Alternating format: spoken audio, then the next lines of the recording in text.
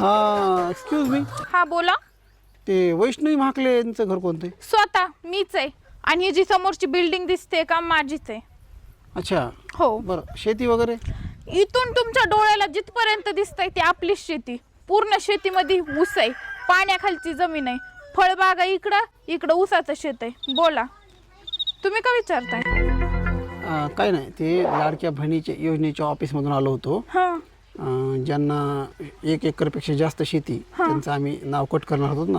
माफ करा वय, हे माझं नाही, आमच्या शेजाऱ्यात आहे ती जमीन बी आमच्या शेजाऱ्याची वय. माझं काही नाही इथं, आम्हाला अर्धा एकर बी शेती नाही. मला फेकायची सवय वय. माझा फॉर्म रिजेक्ट करू नका वय. माझा मोबाईलचा रिचार्ज सुद्धा त्या लाडक्या बहिणीच्या पैशावर आहे वय. मी आयफोन घेतलाय वय शायनिंग मारायला लाडक्या बहिणीच्या हप्त्यावर. हप्ते भरायचे नका वय, नका. ओ भैया, ओ काका, नका वय.